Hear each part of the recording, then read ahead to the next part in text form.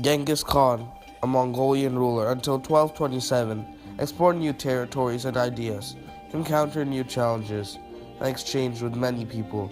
He united most of Eurasia, one-third of the world. The Mongols established one of the largest trade networks and created one of the first governments with religious tolerance. Genghis Khan also utilized unique strategies, which were developed by adapting strategies of other cultures. But to understand how Khan changed the world, one must understand how he became who he was. During the 13th century, the most prosperous regions in the world were located in Europe and East Asia. Between these two regions was a region known as the Eastern Steppes. The steppes are one of the most inhospitable regions in the world, with freezing temperatures on extremely windy grasslands. But a civilization of nomads known as the Mongols lived here. In this harsh region, Genghis Khan, named Temujin when he was born, lived. The steppes were divided among several tribes. Temujin's father was the leader of one of these tribes. His father posed a great influence on Temujin as a boy, but died when he was poisoned by a rival tribe.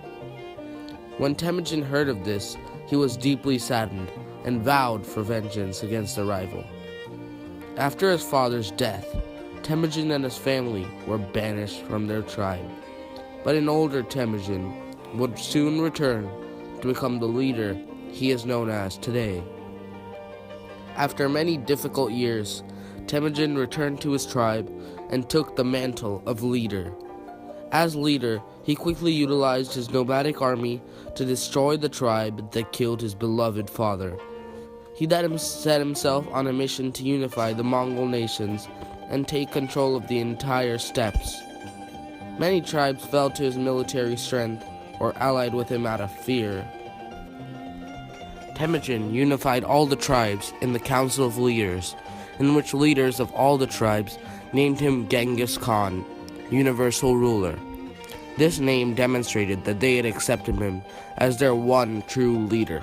Genghis Khan had a long and eventful life. I think the most important moment in his life was in 1206. This was the date of the Great Assembly. It's called the Kurultai.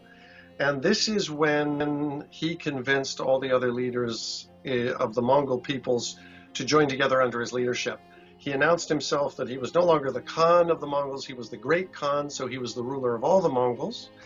And the leaders, all the other Khans, all the other leaders of the Mongol peoples decided that they could acknowledge him as a ruler. Now, he didn't get there just by being a nice guy. He got there by building alliances, defeating enemies, but it became clear to everybody by 1206 that this was the man who was going to pull the Mongols together and make them into two things. One, an effective fighting force, because they would fight as a unified army against their opponents, but he also started building a state. So he wasn't just a leader with a bunch of warriors around him. He was actually going to set up an administration. He was going to have policies.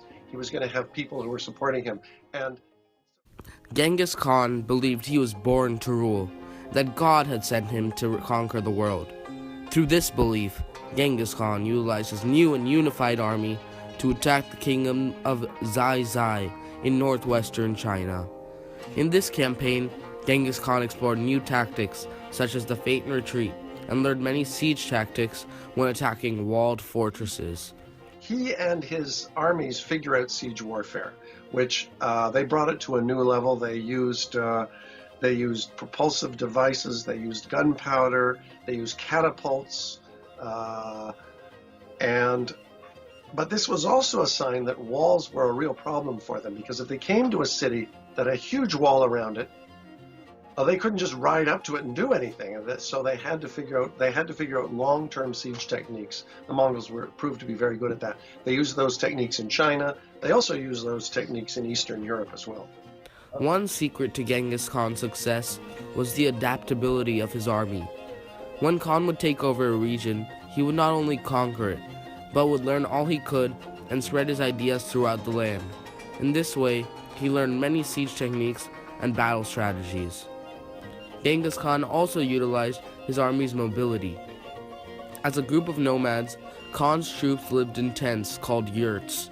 These yurts could easily be dismantled when called upon. Genghis Khan's greatest advantage was the use of the horse. His army had numerous horses, which allowed them to move vast distances faster than any army before.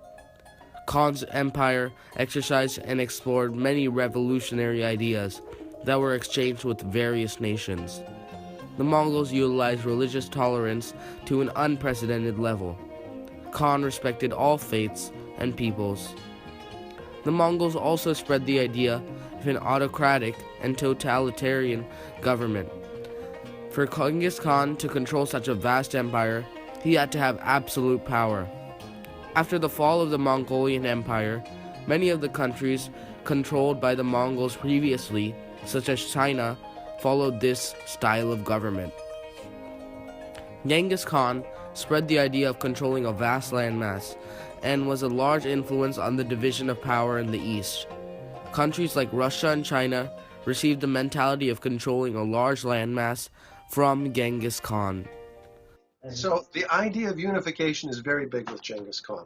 Whether it's good for humans to be unified into large states or not, I don't know. But he had a huge impact. China today is a very large country. Russia is a very large country. India is a very large country.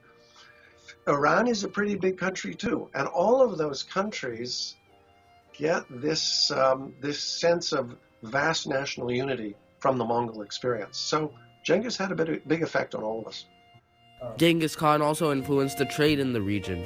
His empire controlled trade through ideas such as the passport and coins. They also utilized the Silk Road as a method of communication and exchange across their vast empire.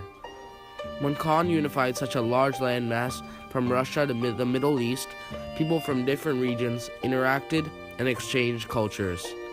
Simple and everyday customs and traditions were born from this exchange and unification.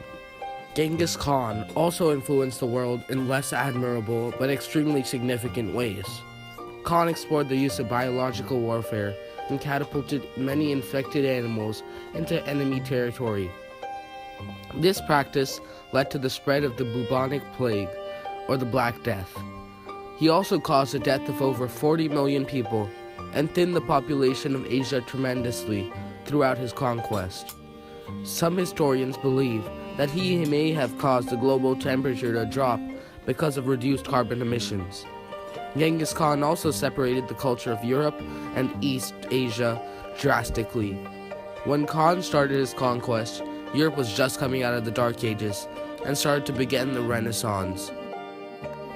For all of Genghis Khan's large feats and influences, his death seems unfitting. Genghis Khan died from injuries when falling off a horse during a hunting expedition. Nonetheless, Genghis Khan changed the world and set the East on a different course throughout his exploration, encounter, and exchange. This is The Khanqueror, how Genghis Khan changed the world.